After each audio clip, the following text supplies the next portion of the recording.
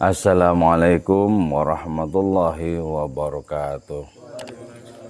Bismillahirrahmanirrahim. Hamdan wa thana'an laka ya Allah, salatan wa salaman laka ya Habiballah, wa ala alika wa ashabika ya khair halqillah laka ya Rasulullah, wa li jami'i man itaba'dinaka ya Habiballah, haqiqatan min ladun Adam ila yaumil qiyamah. Radhiyallahu lana wa lahumul Fatiha. A'udzu billahi minasyaitonir rajim. Bismillahirrahmanirrahim.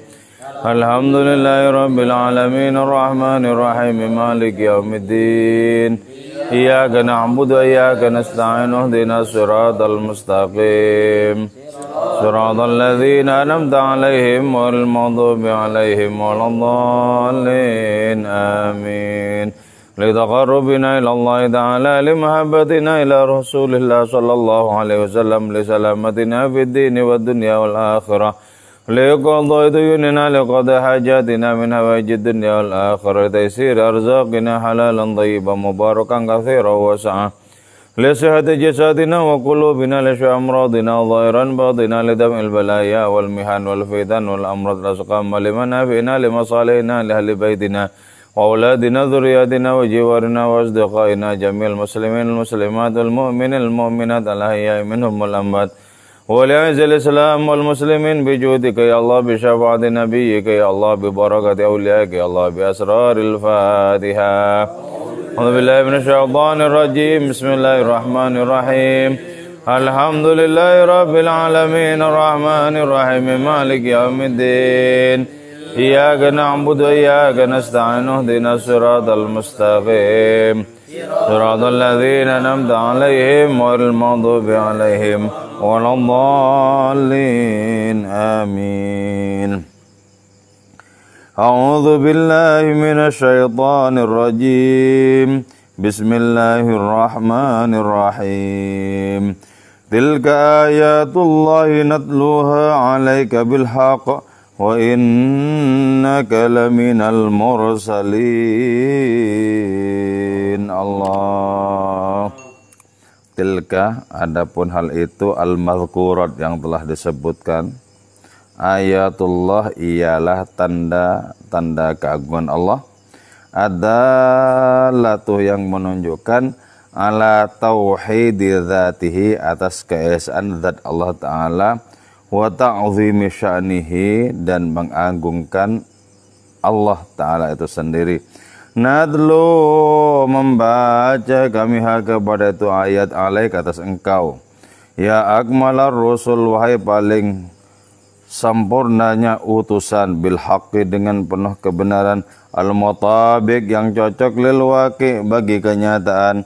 Wa innaka, dan sesungguhnya engkau, la minal mursalin, ialah termasuk para utusan, al madluin, yang dibacakan alaihim, atas mereka, ayatuna, apa ayat-ayat kami, ayat-ayatku, imtinanan, sebagai karunia, lahum, bagi mereka, bal, bahkan, min afdhalihim, engkau ialah termasuk yang terutama di antara mereka, wa akmalihim, dan yang paling sempurna di antara mereka itu.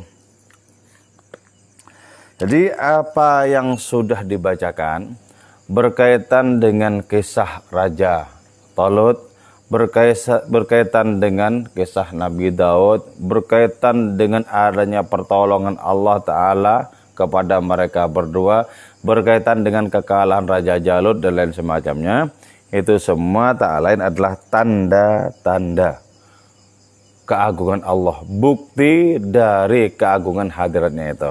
Oke, ini sepele diungkapan ya. Betapa sering kita mendengarkan tanda keagungan Allah.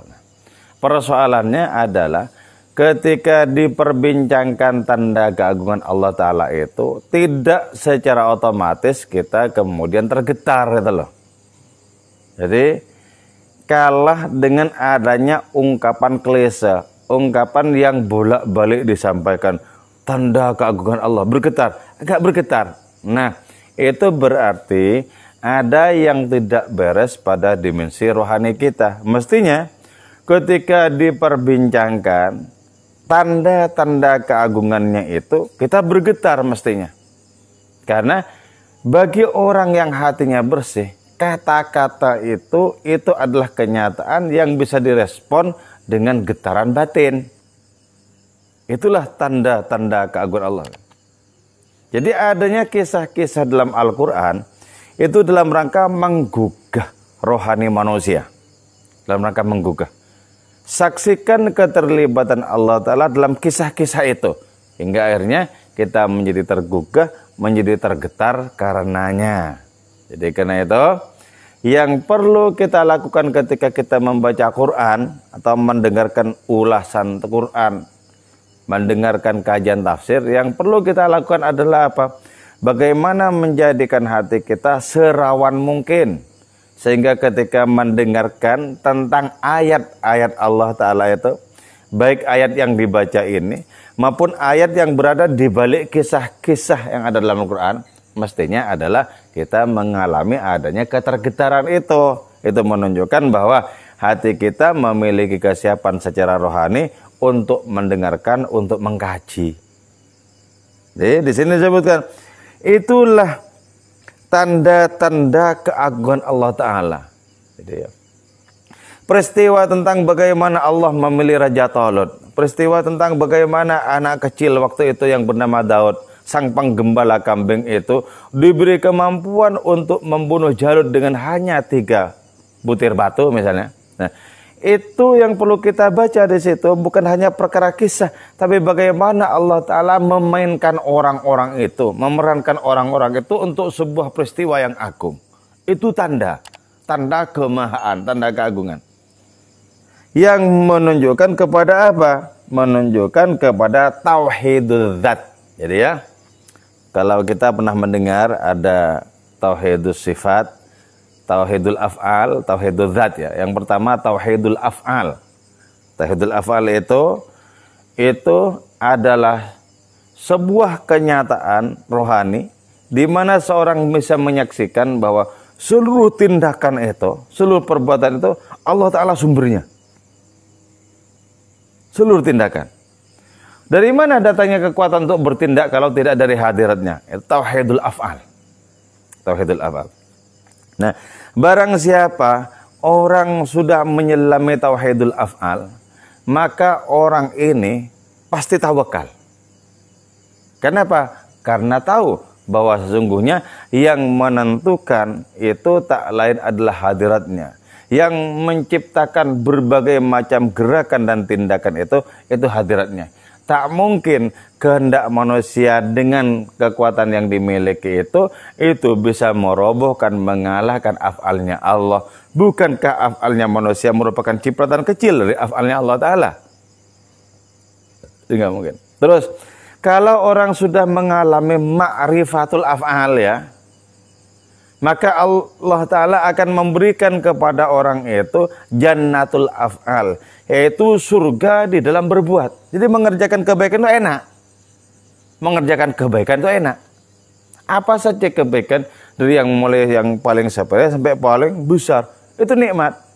Kenapa? Karena dalam kerja itu ada transaksi rohani dengan Allah Subhanahu wa Ta'ala. Jadi siapa orang mengalami ma'rifatul af'al, maka orang akan mendapatkan jannatul af'al, yaitu surga di dalam tindakan mengerjakan kebaikan, surga. Nah mestinya termasuk hal-hal yang sepele itu ada kenikmatan rohaninya, nyapu misalnya, harus diusahakan. Kalau tidak menjadi sia-sia. Itu bagian dari jannatul af'al. Jadi surga di dalam mengerjakan kebaikan. Misalnya, kita menyingkirkan kayu yang jatuh dari pohon, kayu kering, ranting misalnya, dari jalan. Itu mestinya merupakan bagian dari jannatul af'al. Surga dalam bertindak nikmat. Kenapa? Karena itu kebaikan. Dan kebaikan di situ transaksinya jelas dengan Allah Subhanahu wa Ta'ala sebagai sumber dari segala kebaikan. Harusnya seperti itu. Terus ya, setelah tauhidul af'al itu ada tauhidul sifat, yaitu keesaan sifat Allah Subhanahu wa Ta'ala, walaupun pengejawantahannya itu beraneka ragam. Intinya esa. Kenapa? Karena dari mana sifat-sifat itu kalau tidak muncul dari Allah yang esa.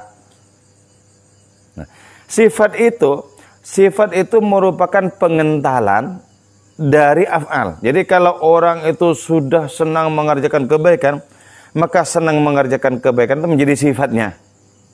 Jadi sifat itu pengukuhan dari adanya af'al, dari adanya perbuatan-perbuatan baik. Misal ya, orang suka berderma, sampai terus-terusan berderma, maka derma itu menjadi sifat orang itu tadi. Jadi sifat merupakan pengukuhan terhadap af'al. Nah, siapa orang yang ma'rifatus sifat, maka orang mendapatkan jannatus sifat. Apa jannatus sifat? Yaitu merasa nikmat, mendapatkan karunia berupa sifat-sifatnya Allah Ta'ala yang diijawantahkan oleh orang itu. Jannatus sifat namanya. Surganya sifat. Nah, yang terakhir itu yang paling puncak adalah tauhiduz zat. Tauhiduz zat itu orang bisa merasakan bahwa yang betul-betul wujud itu cuma Allah. Seperti apa yang disampaikan oleh Ibnu Arabi tadi. Yang betul-betul wujud adalah Allah. Substansi segala sesuatu itu adalah Allah. Barang siapa orang yang ma'rifatul zat, maka mendapatkan jannatul zat. Apa mendapatkan jannatul zat? Menyaksikan Allah terus-menerus, menikmati Allah terus-menerus. Itu namanya jannatul zat. Dan itu surga tertinggi. Jannatul zat itu. Nah, ini mesti diproses dalam diri kita. Agar apa? Agar ayat-ayat Allah Ta'ala tidak berhenti di tenggorokan. Agar ayat Allah Ta'ala itu bisa kita konsumsi dengan kekuatan rohani di dalam hati kita. Mestinya gitu. Jadi enak kalau begitu. Jadi ini betul-betul merupakan hidangan. Jadi ketika kita mendengarkan ayat-ayat Al-Quran dibacakan, nikmat rasanya. Nikmat sekali. Misalnya ya, tilkar rusulu faddalna ba'dahum ala ba'd minhum man kallamallahu wa rafa'a ba'dahum darajat wa ataina Isa ibn Maryam al-bayyinati wa ayyadnahu bi ruhil qudus dan seterusnya. Sudah enak rasanya, nikmat. Karena apa? Langsung mengalami apa yang dibaca itu loh. Mengalami apa yang dibaca. Ini yang mesti kita perjuangkan. Jadi ayat itu adalah ala tauhid dzati. Ayat-ayat yang berkaitan dengan bagaimana Allah Ta'ala memilih Raja Talut, memilih Nabi Daud, bagaimana Allah Ta'ala memproses adanya pertempuran dan mengalahkan Jalut. Itu semuanya merupakan tanda-tanda keagungan Allah Ta'ala yang menunjukkan bahwa zat Allah itu Ta'ala yang betul-betul ada. Yang lain itu hanyalah merupakan emanasi dari adanya zat Allah Ta'ala itu. Dan namanya tauhidul zat. Terus itu menunjukkan kepada apa lagi? Menunjukkan kepada agungnya Allah Ta'ala. Ta'zimi sya'nihi. Jadi Allah Ta'ala yang senantiasa berada di dalam kemahaagungan. Agung. Nah, coba begini ya. Kemahaagungan Allah Ta'ala itu hanya dirasakan oleh orang yang hatinya sudah bagus. Kalau tidak, ya dibicarakan apapun gak ada getarannya. Jadi kemahaagungan Allah Subhanahu wa Ta'ala itu tidak akan dirasakan oleh orang yang tidak bisa merespon adanya kemahaan itu. Nggak bisa. Jadi ketika bolak-balik Allah disebutkan nggak tergetar, itu menunjukkan ada masalah di dalam hati. Padahal Allah itu Maha Agung. Mestinya ketika merasakan keagungan itu kita tidak bisa tidak kecuali harus bergetar.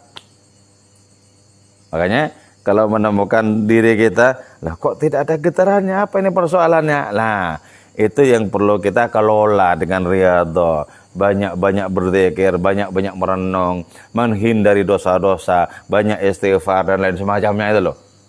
Untuk mengelola diri agar bisa merespon keagungan itu dengan penuh ketergetaran. Itu yang dimaksudkan, jangan bengong, jangan metet-metet itu maksudnya. Jadi harus ada upaya-upaya, ada ikhtiar-ikhtiar untuk bisa merasakan kemahaagungan itu. Coba kalau misalnya ya, ketika kita membayangkan alam semesta, lantas kita membayangkan tentang kemahaan Allah yang meliputi seluruh alam raya ini. Nah, kalau itu bisa membuat hati kita tergetar, berarti sudah bisa merespon keagungan itu. Hati ini sudah bisa merespon. Subhanaka ma'a'zama sya'naka wa 'azza sultanak. Subhanaka, maksudnya engkau. Ma'a'zama sya'naka, betapa agung kondisimu, keadaanmu itu. Ya Allah. Wa azza sultanak, dan betapa sangat mulia kuasamu itu. Itu kita bisa membayangkan, tidak saja seluas langit dan bumi, tidak saja seluas alam semesta, tapi melampaui seluruh yang ada ini. Nah, itu yang menjadikan orang-orang yang akrab dengan Allah terngongon-ngongon, terkagum-kagum kepada hadiratnya. Itu yang disebut dengan adallatu ala tauhidi dzatihi wa ta'zimi sya'ni. Natluha alaika. Aku membacakan ayat-ayat untukmu Muhammad. Dibacakan. Nah, karena kedekatan Kanjeng Rasul dengan Allah Ta'ala itu tak terkira-kira, maka Nabi mendapatkan pembacaan ayat langsung dari Allah Subhanahu Wa Ta'ala. Beliau itu paling merasakan Allah, paling menikmati Allah, paling mengalami Allah dibandingkan dengan siapapun. Natluha alaika. Aku membacakannya untukmu. Sehingga dengan demikian, Nabi menyaksikan segala-galanya itu tidak terpisahkan dari kemahaagungan Allah Subhanahu Wa Ta'ala. Enggak terpisahkan. Natluha alaika bilhaq. Aku membacakan ayat-ayat itu kepadamu bilhaq, dengan sebenar-benarnya. Natluha alaika bilhaq. Nah, nanti karena bilhaq, maka pasti al-mutabiq lil waqi', pasti cocok dengan kenyataan, dengan realitas. Jadi sebelum Nabi itu melihat realitas, mengalami realitas hidup ini, Nabi sudah tahu terlebih dahulu. Sehingga apa yang diinformasikan oleh Allah Ta'ala kepada beliau cocok persis dengan kenyataan yang dijumpai oleh beliau dalam kehidupan ini. Jadi kalau begitu, betapa jelas apa yang disampaikan Allah itu ayat, dan realitas ini pun juga merupakan ayat. Transendensilah kemudian keseluruhan hidup Nabi itu. Ketika bagi orang lain segala sesuatu itu banyak yang muspra, yang sia-sia, bagi Kanjeng Rasul semuanya itu adalah bukti keagungannya yang tidak boleh tidak mesti menggetarkan hati beliau. Jadi karena itu kita kaji diri sendiri, seberapa perolehan rohani selama ini kita menempuh suluk itu seberapa, kita kaji. Kalau ternyata misalnya sangat minim sekali, kita mesti berusaha untuk terus lebih gigih lagi.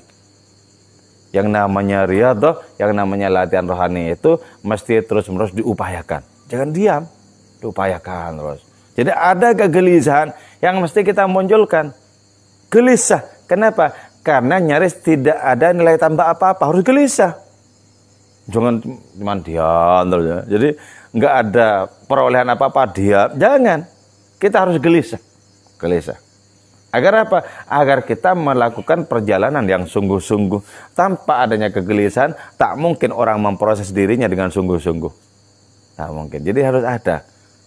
Ada kegelisahan rohani, itu harus ada.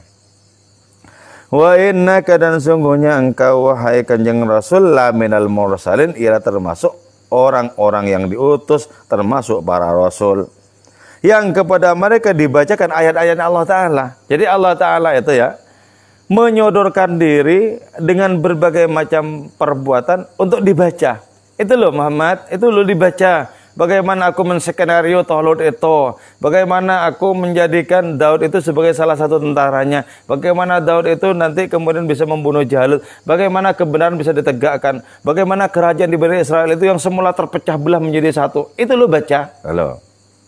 Nah, sesungguhnya banyak ayat-ayat Allah Ta'ala yang tidak diungkapkan di dalam Al-Quran.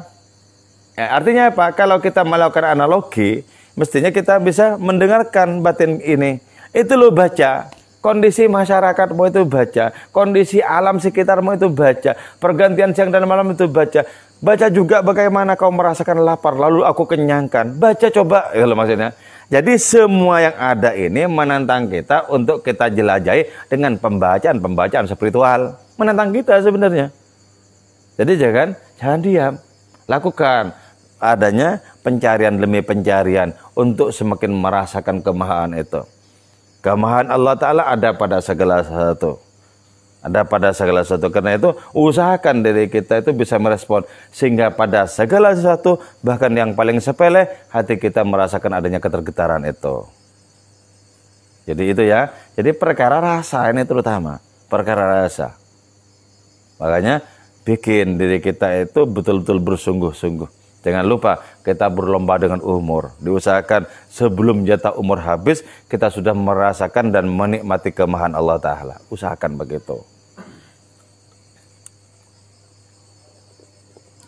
Bal min afdalihim, bahkan engkau wahai Muhammad adalah yang paling utama di antara para rasul itu. Yang paling mulia, paling sempurna di antara para rasul itu. Berarti apa?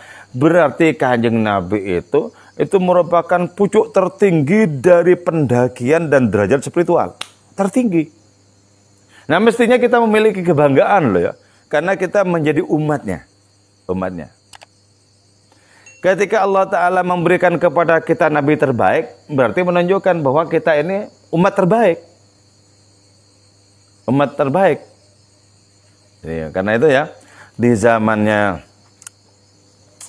Kanjeng Rasul itu, Sayyidina Umar, saya baca dalam kitab Hayatus Sahabah. Sayyidina Umar itu membawa kertas berisi tulisan. Nabi kemudian bertanya, apa itu Umar? Ini ilmu pengetahuan dari umat terdahulu katanya, dari umatnya Nabi Musa, diambil saripatinya dari kitab Taurat. Terus Kanjeng Rasul itu kemudian bersabda, Umar, andaikan Musa hidup sekarang, tidak boleh tidak dia mesti ikut agamaku. Tidak boleh tidak, mesti ikut agamaku. Antum hadzi fil ummam. Kalian itu jatahku di antara umat yang lain. Wa ana hadzukum fin nabiyyin. Aku adalah jatah kalian di antara para nabi. Aku diutus ini, Umar, dianugerahi oleh Allah Subhanahu wa taala itu keseluruhan ilmu yang ada. Itu yang disebut dengan jawami'ul kalim, keutuhan keseluruhan dari segala teks keilmuan yang ada. Jadi karena itu ketika sudah diutus kepada kita yang termulia, yang paling lengkap, maka sama sekali tidak diperlukan bagi kita untuk kembali kepada masa silam itu. Jadi jatahnya kita itu adalah Nabi termulia. Jatahnya Nabi termulia adalah umat termulia. Gitu loh. Lau kana Musa hayyan ma wasa'u illa ittaba'ani. Andaikan Musa hidup, maka tidak dimungkinkan bagi dia apapun kecuali ikut aku. Oh, Nabi Musa itu saja punya cita-cita untuk menjadi umat Kanjeng Rasul kok. Jadi artinya apa? Yang diberikan kepada kita oleh Allah Ta'ala itu sudah samudranya samudra itu loh. Samudranya samudra. Yang diberikan kepada kita itu yang paling tinggi di antara tingkatan rohani yang pernah ada. Nah, itu sebabnya kenapa kita mesti bersyukur dan berbahagia telah dianugerahkan oleh Allah Ta'ala kepada kita junjungan Nabi termulia itu. Nah, karena itu kita harus maksimal di dalam mengambil adanya jejak-jejak perbuatan terpuji dari sang Nabi itu. Harus maksimal. Maksimal. Oh, Nabi Musa saja pengen jadi umatnya, kita yang umatnya kok leda-lede, misalnya gitu loh. Tidak mengambil akhlaknya yang mulia, tidak mengambil keilmuannya yang membahana, meliputi segala sesuatu, tidak mengambil sikap kearifannya dan lain semacamnya. Itu eman-eman. Eman-eman. Andaikan kita dianugerahi umur 100 tahun, lantas mengambil jejak-jejak sang Rasul yang terpuji itu, maka selama 100 tahun itu, maka kita tidak akan pernah selesai untuk mengambilnya. Masih banyak yang perlu diambil. Diberi umur lagi 100 tahun, tetap tidak akan cukup umur itu untuk kulaan kepada Kanjeng Rasul. Bahkan andaikan kita dikasih umur ribuan tahun, tetap tidak cukup waktu untuk mengambil kebaikan-kebaikan dari beliau itu. Yafni zaman wa fihi ma'alam yusafi. Nah, itu pentingnya kita membaca Al-Quran. Karena Al-Quran itu adalah dalam tanda kutip biografinya Allah Ta'ala. Juga Al-Quran itu merupakan apa? Responnya Kanjeng Rasul terhadap kemahaagungan Allah Subhanahu wa Ta'ala. Ambil. Nah, ini pentingnya kita kelola. Dengan apa? Dengan banyak zikir, dengan banyak merenung, dengan amal-amal yang baik, dengan keikhlasan demi keikhlasan, dan seterusnya. Itu pentingnya kita menyelusuri ayat-ayatnya Allah Subhanahu wa Ta'ala. Oke, saya kira itu tidak terlalu panjang, tapi moga-moga manfaat dan barokah untuk kita semua. Wal afu minkum. Wassalamualaikum warahmatullahi wabarakatuh.